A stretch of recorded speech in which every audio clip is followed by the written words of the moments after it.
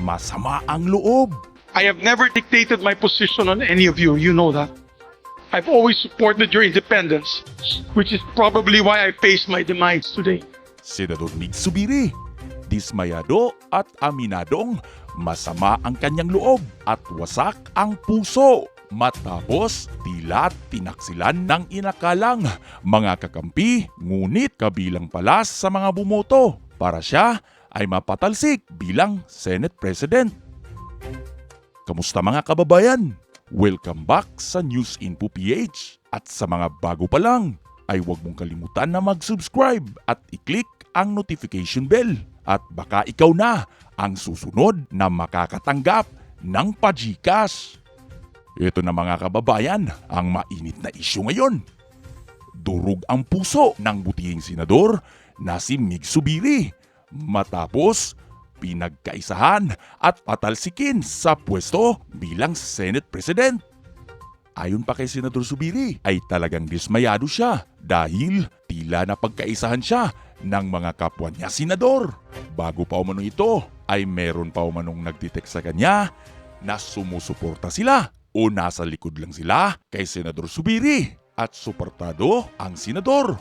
Ngunit nagulat na lang siya nang bumoto na pala ang mga yon para mapatalsik sa pwesto bilang Senate President itong si Zubiri at nang ito'y tinatawagan ay hindi na umano sumasagot sa kanilang mga cellphone. Nung nalaman ko may kinakausap po sila, nagkikita-kita po, nag-uusap-usap po sila ang bilang grupo and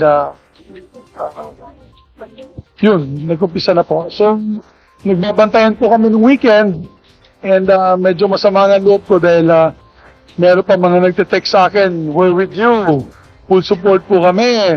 Kami po ay 100% sa iyo. Wala pang isang araw, wala akong ang hirap na ito maging politiko. Maraming nagsabi sa akin, alam mo, tigil mo ng mga hearings, ganito, ganyan. Mahirap na magsalita. Ang sa akin lang is, I must have ruffled other people's feathers from my independent stance of the Senate. People's Initiative pa lang, nung hindi po tayo sumang-ayon sa People's Initiative, dyan po na nag-umpisa eh. Hindi tayo sumang-ayon sa kanilang timelines, charter change. Dyan ko din naramdaman na medyo may mga sama ng loob. Mahirap dahil ang akin naman ay gusto ko lang po manatili ang independensya ng ating institusyon ng Senado. Sinagot naman ni Zubiri ang tinutukoy niyang makapangyarihan na tao na di niya sinunod kaya siya nag-resign. Nagsimula umano ang lahat nang may hindi siya sinunod na utos ng isang makapangyarihang tao.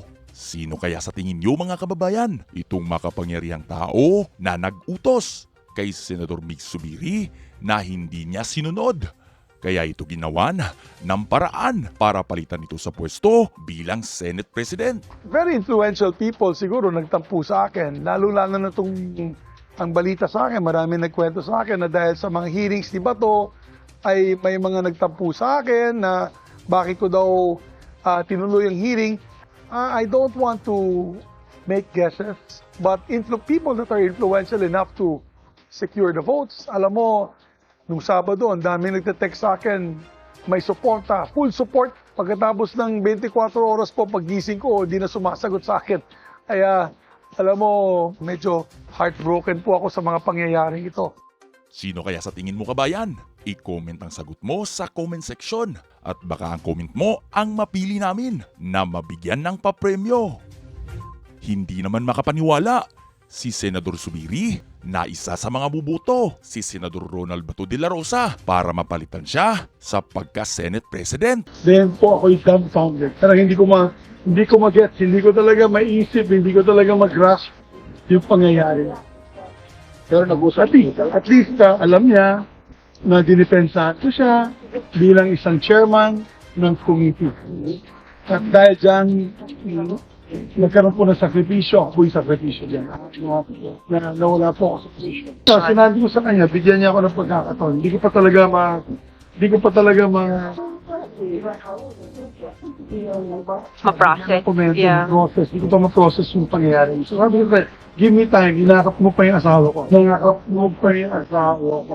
Sinaluduhan ba naman at pinuri ni Senador Zubiri ang kapwa senador dahil sa pag-aakalang hindi siya iniwan sa laban. Ngunit napag-alamang isa pala itong si Senador Bato de la Rosa sa mga pumirma para siya ay mapatalsik sa pwesto.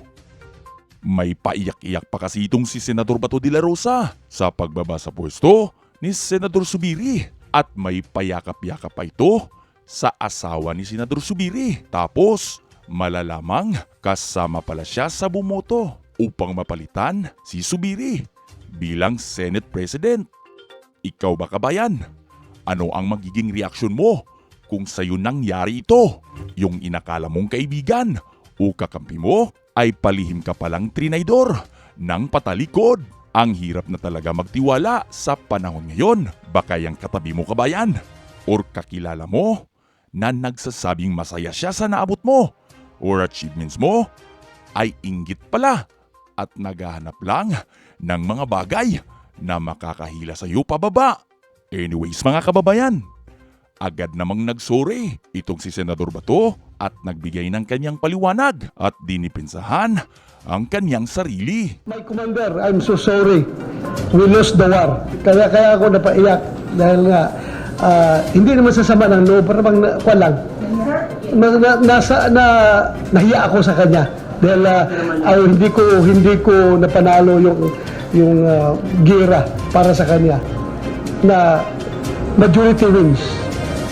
In every voting situation, talagang kung lalabas sa voting is 2 against 1, obligado yung 1 sumunod doon sa 2, sumama sa 2. So, in this case, nangyari silang dalawa talaga ay nag-decide na sumuporta kay Senator Jesus Escudero.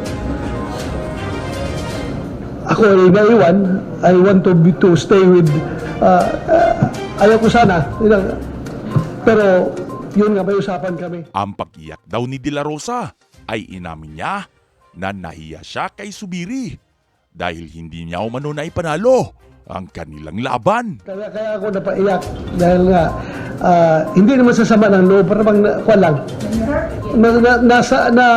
Nahiya ako sa kanya. Ano sa tingin mo kabayan? Anong masasabi mo dito sa issue na ating tinatalakay ngayon?